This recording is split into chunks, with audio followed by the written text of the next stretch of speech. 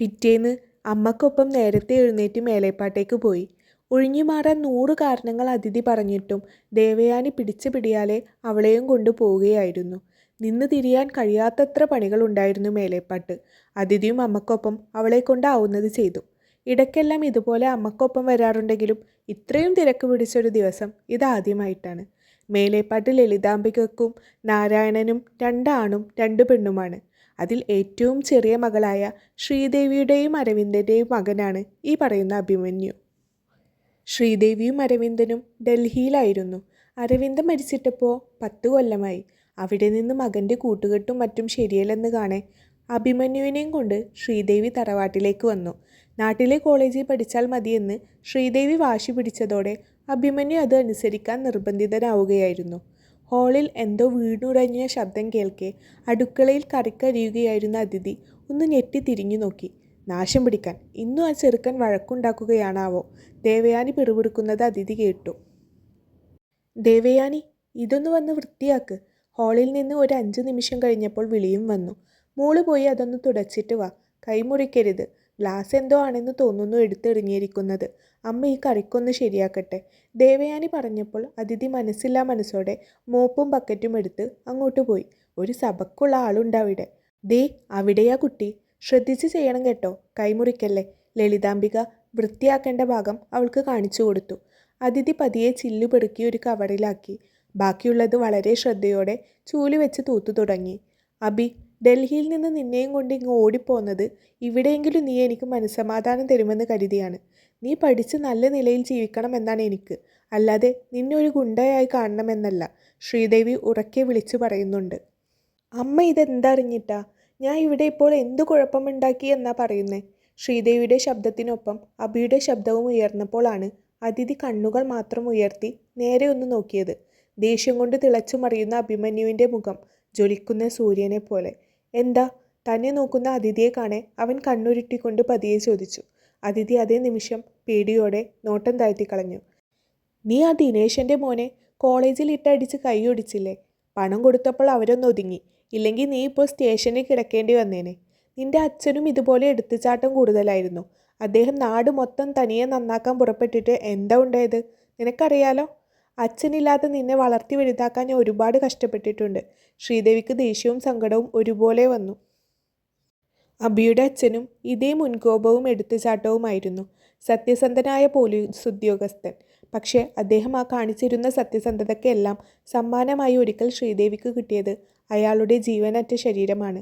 അമ്മക്കിതെന്താ? എന്ത് പറഞ്ഞാലും ഒരേ കരച്ചിൽ. ഞാൻ ആരെയും തല്ലിയിട്ടില്ല എന്ന് നിങ്ങളോട് എത്ര തവണ പറയണം? അബി ഒരു കൂസലില്ലാതെ പറഞ്ഞു. അതിഥി ഞെട്ടിപ്പിടഞ്ഞുകൊണ്ട് അവനെ ഒന്ന് നോക്കി. മനുഷ്യന്മാർക്ക് ഇത്രയും പതർച്ചയില്ലാതെ കള്ളം പറയാൻ പറ്റുമോ? അവൾ ഓർക്കുകയും ചെയ്തു. ഒരുത്തൻ്റെ കൈ തല്ലി ഒടിച്ചിട്ടാണ് ഒന്നും അറിയാത്ത പോലെയുള്ള ആ നിൽപ്പ്.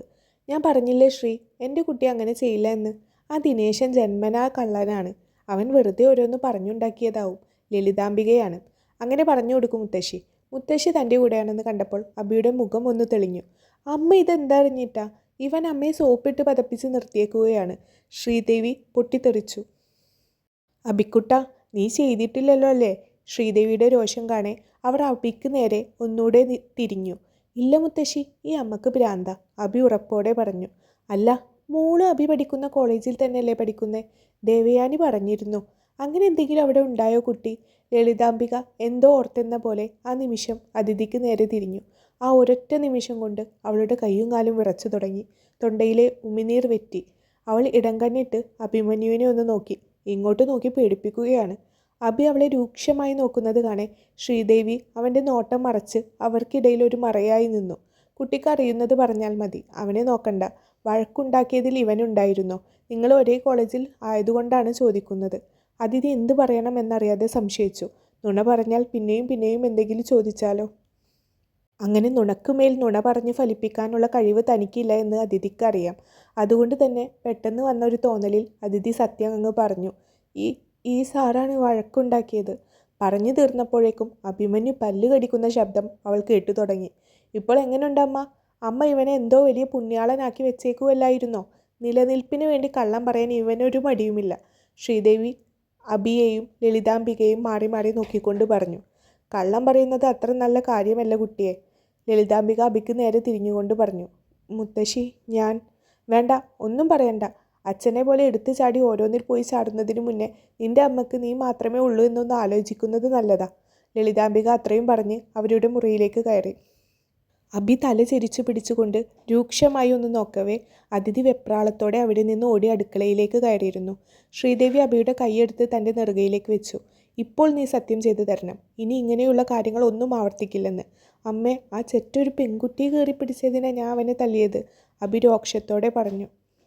ഒക്കെ ചോദ്യം ചെയ്യാൻ ഇന്നാട്ടിൽ പോലീസും കോടതിയും എല്ലാം ഉണ്ട്. എൻ്റെ മോൻ ആരെയും തല്ലാനും കൊല്ലാനും ഒന്നും പോവണ്ട. ശ്രീദേവിയുടെ ഉറച്ച സ്വരം വന്നു. സത്യം ചെയ്യ്, ശ്രീദേവി ഒരിക്കൽ കൂടി പറയവേ അഭി നിവൃത്തിയില്ലാതെ ശ്രീദേവിക്ക് സത്യം ചെയ്തു കൊടുത്തു. അതിഥി അടുക്കളയുടെ പുറത്തേക്ക് ഇറങ്ങി ആ ചുമരിലേക്ക് ചാരി നെഞ്ചിൽ കൈവച്ച് നിന്നുപോയി. നെഞ്ചുമിടിച്ച് ഇപ്പോൾ പൊട്ടുമെന്ന് തോന്നിപ്പോയി അവൾക്ക്. ഉള്ളിൽ നിറയെ അവൻ്റെ കണ്ണുകളാണിപ്പോഴും. ആലോചിക്കുമ്പോൾ തന്നെ കയ്യും കാലും വിറച്ചു കയറുകയാണ്. ഇന്ന് മേലേപ്പാട്ടേക്ക് വരാൻ എടുത്ത ആ തീരുമാനത്തെ അതിഥി ഉള്ളുകൊണ്ട് ശപിച്ചുപോയി. ആ, നീ ഇവിടെ നിൽക്കുകയായിരുന്നോ? ഇവിടുത്തെ പണി ഏകദേശം കഴിഞ്ഞു. മോളെന്ന വീട്ടിൽ പോയിക്കോ, അമ്മ ഇരുട്ടുന്നതിന് മുന്നേ അങ്ങ് വന്നേക്കാം.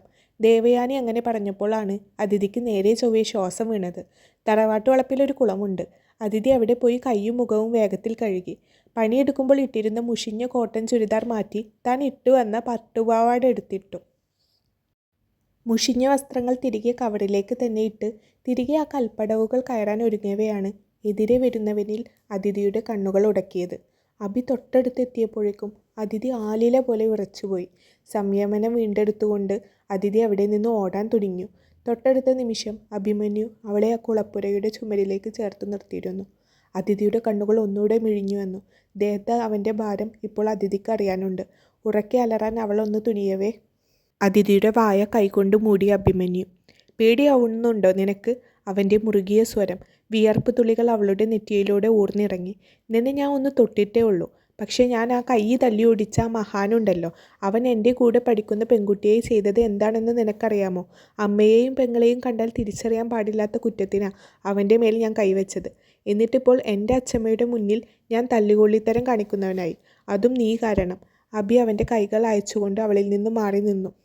ഇപ്പോൾ നീ പൊയ്ക്കോ. നാളെ കോളേജിൽ വെച്ച് നിന്നെ എനിക്ക് കിട്ടും. ഇന്നത്തെ ഈ സാക്ഷി പറച്ചിലുള്ളത് നിനക്ക് ഞാൻ അവിടെ വെച്ച് തരാം. അതിഥിയുടെ കൈ ഒന്ന് കുടഞ്ഞെറിഞ്ഞുകൊണ്ട് അഭി ആ പടവുകൾ തിരികെ കയറി.